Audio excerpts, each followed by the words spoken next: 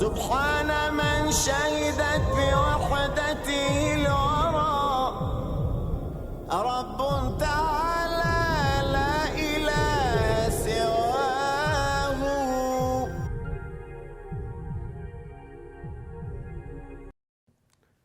Welcome back. Sister Nicole, we got to the point now. You are a Muslim. I want you to tell me a little bit about the obstacles you faced. Your environment changed now, the circle of friends, the reaction, the family's reaction.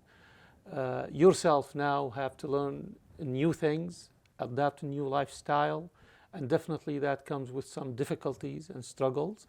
I want you to tell me a little bit about that. I want you to tell me about the positives that came through that also, and take us through your growing now with Islam. So I did my shahada that there is no God but Allah, and that Muhammad is his messenger. Great.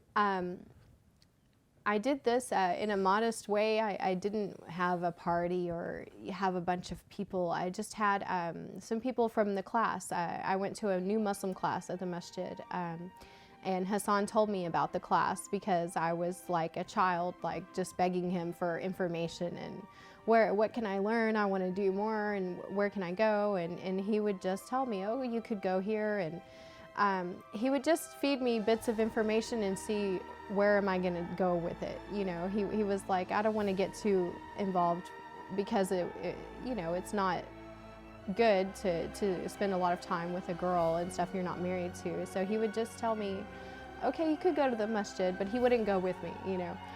And I would think, man, the masjid, that's the Islamic center and the mosque. Yes, what Islamic center you went to? I went to the one in Richardson, the Islamic Association of North Texas. Excellent. So I went to the Sunday school there, and I would go every week, and I would tell my friends about it, and you know, this is what we learned today, and I would make notes. And even today I go back and look at my notebook at all the stuff, learning about Abraham, learning about the prophet, and I was so excited just to feel like I'm changing myself. The closer that I got to Islam and that I started to feel closer to God and closer to this new faith, I started to want to look like I was, you know, this girl. And so even to go to the class, I didn't even have clothes that were suitable to wear inside a masjid. I would have to go buy something that was at least cover my legs, you know, and my sleeves were always just barely to my elbow, but to me that was really modest, you know, just for it to not be a low cut modesty is a exposing relative shirt. issue. Yes. So I didn't even have clothes that in my closet that were appropriate to wear to go to a mosque. So I would have to buy something, you know, a sweater or something to wear so I could go sit in the class. And I didn't wear the scarf at all over my hair. I would just go in with whatever and go sit in the class. And nobody said anything to me, you know, like, oh, you should dress a certain way or anything like that, like, because they know, like, this is a class. Some people came from colleges just to learn about the religion for educational purposes, and so I just looked like I was one of those kids. It was a welcoming environment. Yeah, they didn't know that I was trying to convert or anything. They thought maybe I'm from a college. So no one really put any pressure when I would go. They wouldn't ask me questions and stuff. They would just teach. And I think that's why I kept wanting to go back, because I could just go there and learn, and no one's kind of pressuring me to change or anything. Beautiful. So I think that was what I liked the best about that. I would spend a lot of time also researching on my own, and I even told Hassan, I would love to visit a Muslim country. Like, once I was talking to him, and I was like, it would be so cool to visit a Muslim country. I would like to see how people live in a Muslim country. And I felt like it was like going to be so different, you know, that it was like going to be full of people who were just all close to God, and I was going to have some kind of spiritual awakening, and I thought I needed that. And so he got excited about that, and he was like, I'm going to call my family and tell them that you want to come, and they will host you. And I'm like, oh, you know, really? And so he called his mom right there and said that there was a friend of his that would like to come and visit, and would it be okay if I stayed there? And I had met his mom a couple of times, and so she was familiar with who I was, but she was kind of confused, like, well, do you want to marry this girl, or why does she want to come here? And he's like, no, she just wants to come and learn more. So it was a pure friendship at the beginning, and he was trying to help you we through were the trying to yeah, he was trying to help me, and his mom was like, sure. And so before you know it, I'm on a plane to Jordan, and my family is like, I think there had just been some problems in Bangladesh, and my family said, be careful in Jordan, because there's all those people and all this, and they really associated that Bangladesh and Jordan were the same, you know. And so this was the kind of family I was coming from, where we just don't, no one knows where these countries are or what kind of people are there or anything. So imagine, you know, so I take their girl now is going there, and they think maybe I'm never coming back, you know. So when I was there, they have a Vonage phone, so I could call my family, and it sounded like I was in the next room, and they felt so comfortable because of that. But his mom and dad welcomed me like I'm gonna marry their son. And at that point, there was no idea of any kind of a relationship or anything. It was just a girl wanted to come learn more about Islam. an experience in Muslim country. Yeah, and so they were so nice to me, and they picked me from the airport, and they had a room for me at their home, and I would sit with his mom and snap peas and help her cook, and she would practice Arabic with me. I had these little Arabic workbooks, and she would practice with me around the kitchen, like, this is a stove, and this is what we call this and that, and I would teach her words in English, you know. And so we spent every day together, me and his mom, and we didn't go to any glamorous places or go to sightseeing and all that stuff. It was just, I wanted to be in a Muslim country, you know. She took me to the mosque a few times there in Jordan, and you could hear the adhan every morning, like the Fajr, and we would wake each other up, me and his mom. And his dad is a pilot, so he was gone a lot, so it was just me and his mom a lot, and his sister. And to me, it was just so peaceful, this country. Like, everything was very simple. Like, you would just go to stores or go have tea somewhere and just talk to interesting people, and I just felt like, wow, you know. And I wore hijab every day while I was there, because his mom and his sister wear hijab, and I thought that it would be really rude of me not to, because I'm a Southern girl, so you want to please your house, you know, your home host. Yes. So I brought all these clothes with me to dress in full hijab every day, and I was there for 30 days. And I wore it every day, every time we left the house, because I wanted to see what it's like to live like these people. It was kind of like a, you know, a social experiment of mine. And I definitely had no intention of wearing it when I came back, you know. So you came back after that experience? I came back, and I told Hassan that I don't want to take off the scarf. And I remember his words. He was so excited, but he was like, are you sure? Because it's different to come here and wear it. Yes. You've been in Jordan. He's like, it's different. Are you sure? Because if you wear it, you can't wear it and take it off and wear it and take it off. You know, like, you have to wear it all the time. And he's like, it's really hard. All right, is that something you really want to do? And I'm like, I don't know what it's going to be like. I said, but I just know that I feel so weird to not have it on, to go around without wearing it. It feels weird, because I had worn it for so long. I got used to it. And I would get so many compliments. How long you spent in there wearing the hijab? 1 month. 1 month. One month. Every day for a month, with the intention that you're eventually going to take it off. So you feel excited. This is a temporary thing. Oh, this among is them, fun. so I'll do what they do. It's so fun. Experience. And people would give me lots of compliments. Oh, you, mashallah, you look so nice in the hijab. And so you feel so good. And for the first time, I felt respected. An appreciation. Right? Because at that time, a girl like me would go around, you would get a lot of stares, and men would make comments or something at you. And for me, the first time I was walking around and I was being looked at with respect, like I was a good, pure girl, and that, you know, that maybe I was just a girl from there, you know, it was a different feeling. And so I got addicted to that. And I put hijab on a completely different way than anybody would normally put it on. Like, it was just kind of for fun, and then I just couldn't take it off afterwards. And so I always tell people, I'm like, just try it for 30 days with the intention that you're going to take it off, and then see if you can take it off, because really I don't think you can. So I came back and I told myself, okay, if it gets too hard, I'll just take it off. And I would always just find a way to make it work. Like, when I came back to Dallas, I needed to find a new job because I didn't want to work in the clubs anymore. I felt dirty to do that. I felt like it was a dirty place, and I was trying to live a clean life. So this trip and this break gave me transformation period. And I wanted that. I said, I know myself, and I said, I need to take myself out of this environment and go somewhere else and get strong, so I can come back and say, okay, this is a new me, and I'm only going to live my life this way. So I came back, and I needed to find a job because I'm still a single girl, and now I'm a single girl who's a Muslim who has to support herself, and now she wears the hijab. So what am I going to do? I was eating cereal for dinner, you know, like I was just like, okay, I'm just going to keep going until it gets too hard, and nothing ever seemed too hard, you know.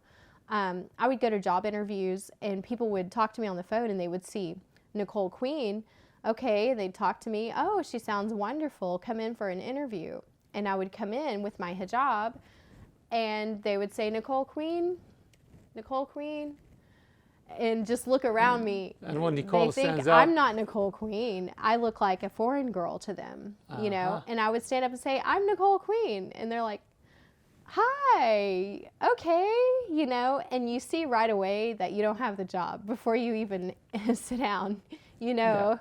They're just being nice. So I went to so many interviews and didn't get any of the jobs, and I was overqualified for these jobs, you know. So I started to call Hassan and say, what do I do now? He was like my on the phone counselor. What do I do now? Some people, Muslim people, would tell me, take off the scarf and get the job, and then put it on once you have the job. And I'm like, that's lying. I'm like, that's wrong. And Hassan would tell me, what? No, you don't have to take your scarf off. No, you know, don't do that just so you can get a job. And he's like, you know, this is the devil testing you. He's like, you can do this. Keep it.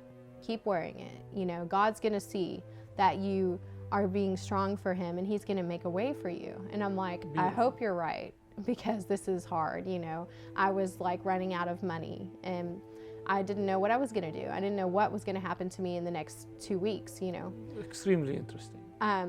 So I went to some interviews for some Muslim companies who had books, educational books and things like that. And so I went to an interview, and they were thrilled to have someone who had a professional American background to come and work in a Muslim company, you know. And I could wear my scarf there, and they were happy for me to wear the scarf, you know. And there was a place to pray, and it was just like everything that you would want as a Muslim, you know. You didn't have to feel uncomfortable. You're off for Eid because it's a Muslim company, you know. And it was just like all these, it was like such a blessing, and wonderful. It was way less money than I was used to making. It was way boring compared to the jobs I was used to doing. It was so beneath me who I thought I was, and I thought it was so wonderful. You know, it was just, to me, it was the best job you could have. Now, your inner being looking at it. Right. You're not looking at I'm it just as like, through the lenses you had and through the materialistic views you developed. That's right. Wonderful. It was just so great to me. It was as if I was the professor of a university. You know, I thought it was so wonderful. Other difficulties you faced, your family, when you said, I am a Muslim to them, your friends, the circle of friends you had, the drinking buddies you had before, and everybody you had contact and relationship with, whether professional or just partying people. What was their reaction? Here's a new Nicole. She's covered now. She's not one of us. Did you go through something like that with them? Were you accepted? Were you rejected? Tell us about that. You can imagine when I came back, first thing that I needed to tackle was having an income, you know, because I need to eat something besides cereal, and I need to pay rent and stuff. And I had a roommate, a girl, and I came back and I'm wearing a scarf, and I'm not working in nightclubs anymore, and all of these things are different. And she saw me going through that direction. But when I came back from Jordan and I'm wearing the scarf, it was really strange for her. And if she was inviting a guy friend to the house, like, I would run to make sure I put my hijab before anyone came over. And she would be like, you're going to wear that? And okay. And she would just go along with it, you know. And a lot of my other friends, they weren't accepting. A lot of people stopped calling, you know, the phone stopped ringing. I wasn't cool anymore because I couldn't go out at night and drink and stuff like that. So I wasn't cool to them anymore, and they didn't really want to hang out with someone who made them feel kind of bad for who they were, you know. So they dropped you. I got dropped like it was hot. And that was okay to me because I had this whole new exciting life, so I didn't really care. And I'm so glad that I was at that point where I felt confident, because it would have been really hard. Emotionally, how did you feel about it was a confusing feeling, the rejection? because I'm like, you at should I peace be with it? upset or should I be happy? You know, I really felt lonely for a while. I was very lonely because I had also had to explain this to my parents. So I didn't have the support of my family. My brother was even kind of upset, like, what are you doing? My friends weren't calling anymore. I had to replace my old life with a new life by myself. I'm not married, you know, so I didn't just have that to scoop in. So basically, you lost all the support system. Lost your social life, your support, financial support, your everything that you know is gone. It's all gone. But within your heart, really inside, how did you feel? You just Did you kind of feel don't at care. peace? You know, So you don't it didn't care. matter to you. At night, you will lay there in bed and you will start to think, oh God, what have I done? But then you start to say, but tomorrow I get to do this, and I'm gonna try that new scarf I got, and it's all new to you. So you're so excited about the new you that you kind of, if you can, you put away the old you. You try to just put it in the back of your head. And I was good at that because I'd had to do that so many times as a child. So I was good at bye to people, new people in my life. And I just did. I replaced going to bars with going to coffee shops. I replaced my old friends with friends that I made at the classes that I went to. There were Muslim girlfriends that I made there, and we would hang out and we would go indoor rock climbing instead of going out to have drinks, you know. Like, I just found different things to fill that void. It was hard. It wasn't near as glamorous as what I was used to.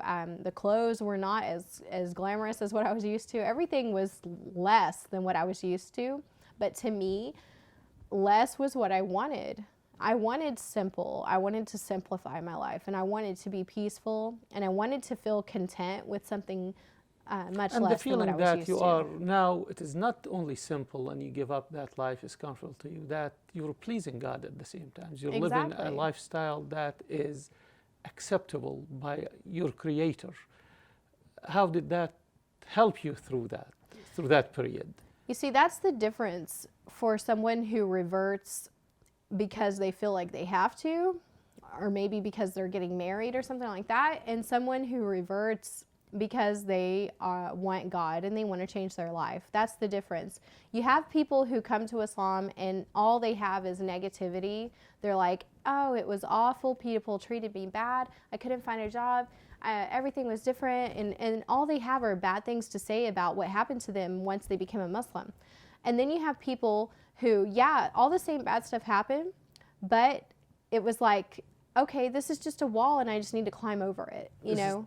Just the test. And it's like, you can look at it this way or you can look at it that way, you know? And it is a test. And what I found was every time I had a test, if I held on strong, something good came. Every time something good came. Beautiful. And it was so true.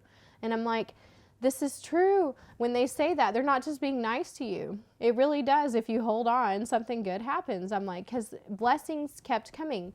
And eventually, my passion for photography was able to play out. You know, I had to give it up because all I was doing was the club and the nightlife photography. Eventually, I got rid of all of those portfolios that I had built up of shooting, you know, immodest photos of women and all of these things. All of that got replaced with weddings and family photos and babies and things that I could feel proud of. And my business tripled after I put on a scarf and became a Muslim and all of these things where I was worried. I was Your like, private business. yes, my photography business now, I'm super busy. I have a shoot tonight, you know, and it's like, I'm busy because of the fact that I didn't just give up and hang up my hat and say, okay, you know, this is too hard and I don't want to do it anymore. And look at what I did for God, but He didn't do anything for me. If you just keep going, He does do for you, and He doesn't even have to, you know. Like, just changing your life is enough. Nicole, take me through the family coming around, the beginning of your new relation with Hassan, from a good friend now to a potential husband and a family member. And elaborate a little about the positive things happen along this way. So with my family, I had to slowly rebuild our relationship. We had about a year of not speaking. And then slowly I went to visit my mom after I started to wear the hijab. And I think that was the moment that for her, she realized that this was real. And it wasn't just something I was doing for fun or a temporary thing.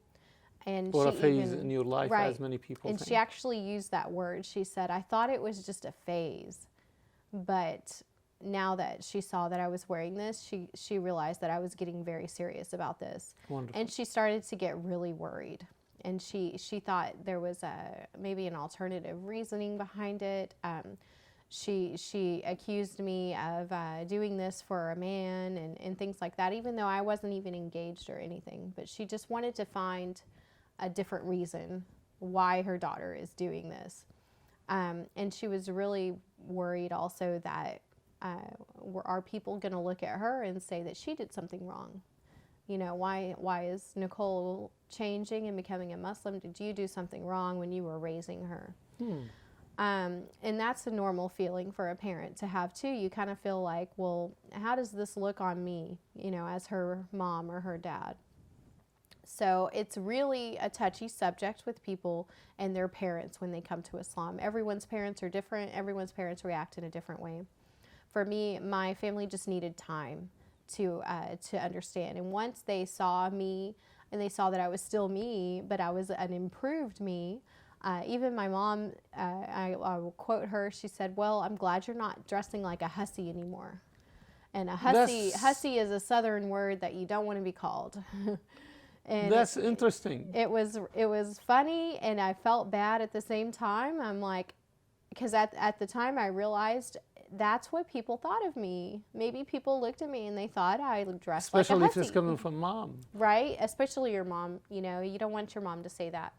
So it made me feel like, wow, thank God that I don't dress like a hussy anymore, you know. And so my mom saw these positive changes, and she saw I was happy, and she saw that there was nothing to be afraid of. And this is the key right here with your families, is that you eliminate that fear that they have. Okay, they need to understand that you're safe and that you're happy and that this was a positive decision in your life, not a negative decision. And so these are the three things that are going to make it a successful transition for any new Muslim. Wonderful. So my extended family, grandparents, aunts, and uncles, they were more accepting of it, and they really never asked me a lot of questions about it. They just saw a happy person who was living her life in a good way, a good, clean way. And found her path. And they were happy about that. You know, it was, at least she's not drinking, at least she's not having a bad lifestyle anymore. It was just, hey, we should look at this in this sense. Like, at least she is a good person. So I was lucky enough at that point also that I converted at a time where I lived on my own. And so no one can hold me accountable or threaten me or say that they're not going to support me anymore or take care of me anymore. I had to take care of myself. So if I wanted to be a Muslim, I could be a Muslim. If I wanted to be anything, I could be anything because it was my life. Okay, and so nobody has a say in it's it. harder for girls. I think girls who live at home with their parents, True. or a girl who's already married to a Christian man or something, for her to convert to Islam, very difficult for her. But in my life, it was easier because of the fact that I had total control over my life and my decisions. Eventually, one other thing that eventually life got easier when I wasn't just single girl living on her own, and now I'm wearing hijab and I'm a Muslim, which is really kind of a tricky situation to be in because everyone expects you as a Muslim to get married, and they think, okay, you can't just live by yourself, you know. You don't have any, person watching over you, you know. There's no This is the chaperone. reaction now you're getting from the Muslim community. Right, everyone knows someone that they could introduce me to and all of these things. So they became... So everyone's kind of waiting, well, what are you going to do now? And people also, you get lots of proposals from men because they want to marry an American girl. You know, they think how exciting that would be. You know, I want to marry an American girl who's a Muslim, and they think this is great, Wonderful. And at this time, I would just tell people I'm trying to focus on building my relationship with Islam before Beautiful. I try to have a relationship with a person, because it was like, how am I going to do both of those at the same time? I'm still a new Muslim. I'm still a baby, So to me, I wasn't really looking to get married and things like that. And Hassan, who's kind of AKA my counselor, my Muslim counselor, my sponsor, he's also kind of watched me go from this crazy girl, to someone who knows who she is and a confident woman who's wearing hijab, who's a Muslim, and who's kind of turned into this person. And all by her choice, no pressure from anybody else. Right. And so he's watched this happen over a period of, a year, at least a year, a total transition time to this point that I'm in, or 2 years. I think it may have been 2 years total time that had gone by since Wonderful. I first learned about Islam until, I was feeling like a successful Muslim. He's cheering me on the whole time, and he starts to look at me as a Muslim woman now instead of just a girl who he's trying to help, who needs some help to learn about Islam, which was a different way for him to look at me, So he starts to look at me with a different interest. He starts inviting me to spend time with his family, to go do things that his family's doing, going to eat or going to the Arboretum or going anywhere, like a family outing with his brothers and their wives and their kids. And he would invite me to join them, and I would meet his family and play with his nieces and nephews and, just getting involved with them. And it was kind of like, wow, this is also different, Now this is a new adopting family, basically. A new way to hang out with Hassan, and so we started to grow more comfortable and more close to each other, and he was even becoming more religious because he was feeling inspired by watching someone else who could walk away from the world and come to something that he was born into. And it's inspiring for anyone to do that. And so even Hassan was becoming an even more devoted Muslim. He went to his Hajj that year, which was exciting. And I would go over to his brother's house with his wife, and we'd watch the Hajj on TV live, and they would play tricks on me and say, I see Hassan, I see him right there on the screen. And I would say, really? And of course there's millions of people all wearing the same clothes, and I would always fall for that trick. Really, you saw him? So I spent Ramadan, eating with his family. They would invite me for iftars. Even without Hassan, they would invite me to come and eat iftar with them so I wouldn't be Wonderful. alone. And, it was just like, it felt good. It felt like I was becoming Wonderful. a part of his family. And when he came back from his Hajj was when he really started to be serious and say, okay, I need to get married and live my life like a good Muslim man. He was eating the biha only. He was never missed a prayer. Like, he was just so straight when he came back. Like, you didn't even want to talk to him because you thought maybe you're going to make him mess up, you know? Like, he was so clean. And mashallah, like, I just looked at him like he was glowing. And I began, you know, to really feel like, okay, I want to marry this person, you know. Wonderful. This is the one I want to marry. And what greater person to marry than someone who helps you change your life, you know.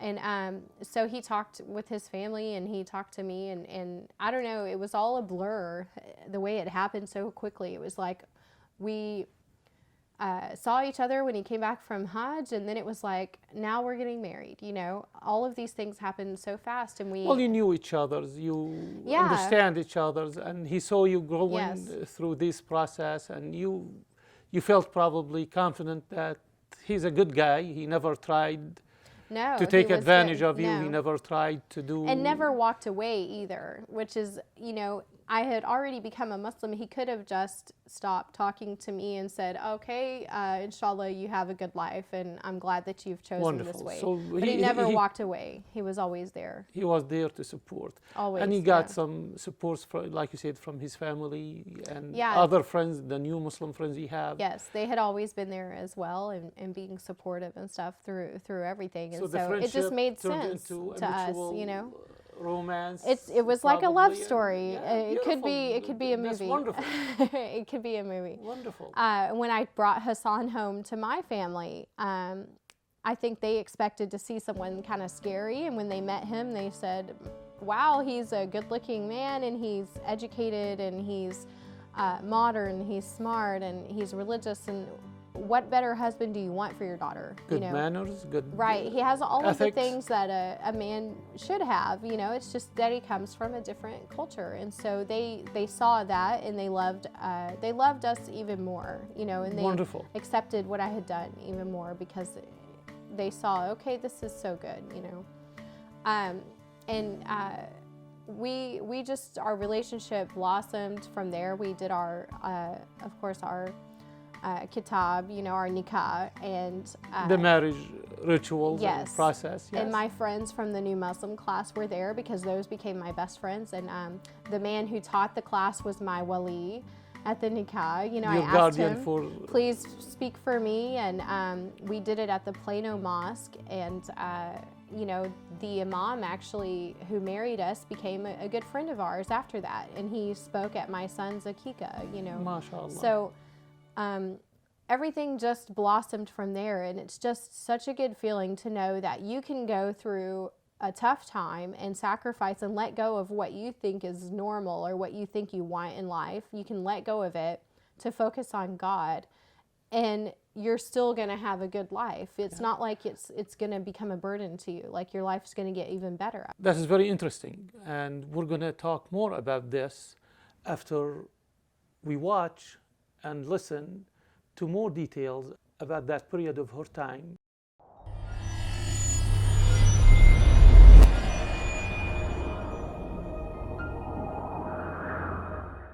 I saw how strong she is in her beliefs, and make me realize that she's really serious about it. And I felt, you know, I really want to share my life with her and continue my work, continue my job, you know, to be with her and guide her and take her hand and just make sure she's going to continue on this path.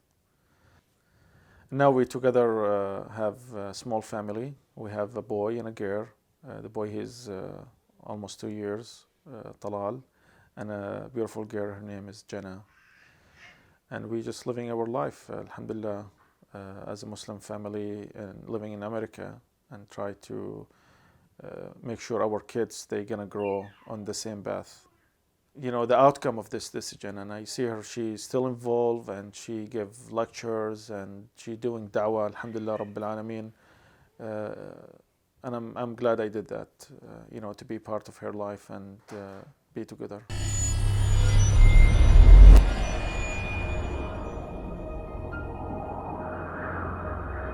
Welcome back. We continue with Sister Nicole, and we're going to elaborate a little bit. Many people may think, okay, you arrived, this is the end of the story. Obviously, it is not for you. You became very active in the Muslim community. You have a beautiful faith. Now you want to share it with many people. What would you tell the non-Muslims who are watching and the Muslims who are not so much into their religion? What would you tell them about this path, about how wonderful it is? I know you talk, you preach, you have dialogue with people. You are an active Muslim sister, and we're very proud of you. What would you tell this segment of the people, especially those who are looking at Islam right now, and they have this hesitations probably or anxiety to make a decision? What would you say, please? I would say whether you want to be a Muslim or you're just curious or you don't know anything about Islam and you just want to know who are these Muslim people, because obviously they're here to stay in America and we're all living here together. I want people to know, first off, that we are not, this religion is not so different than yours. You know, if you're a Christian or anything, all religions basically are teaching you to have a good moral and a good faith, and to live your life surrounded by God. You know, all religions want you to focus everything on something good, and that you're going to live your life dedicated to this. So we are not different from other people in that sense. Sister Nicole, change is possible, a positive change that is. Converting to Islam is a huge, huge accomplishment in itself. So your shahada should not be seen as something small. This is a huge step you took, so don't think that everything after that is going to be easy or it's going to be worthless. So I would tell people, just keep looking forward. Every wall that comes in front of you is just something for you to climb over that makes you even more successful later. Don't look at it as a negative point. And find your ability to become your own individual Muslim. We are not born Muslims. We're not the same as you in that sense. We weren't born into this faith. It's something we chose. So we follow it with a different passion. We follow it without any cultural baggage, okay? We follow it only for the purity and the beauty that we see in it, or the Quran and the Hadith the way it is. I don't know Salafis and Hanafis and Shia and Sunni. I don't know these things. I'm a baby to those things. Like, all I know is God and the Quran and following the Prophet Muhammad sallallahu alaihi wasallam. And so to follow Islam as a convert is really to follow Islam the way the Prophet and his people did in the beginning, because it was all new to them. Wonderful, wonderful.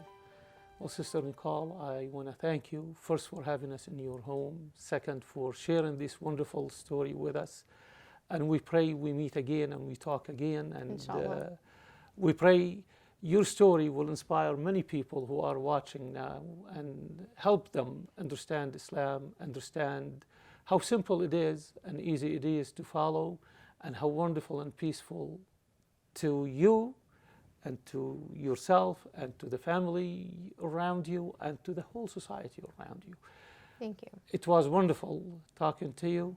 And may Allah bless you and your family. Inshallah. And we hope the blessing through this story will come upon everyone who's watching it. Thank you for being with us, and we look forward to seeing you in another episode of The Path to Guidance. Assalamu alaikum.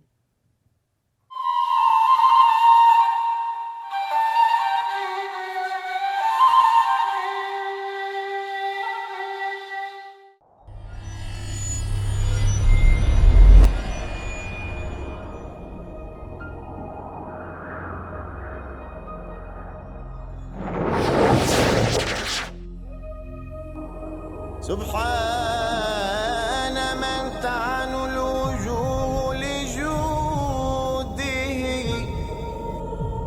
وله سجود أوجه عجباه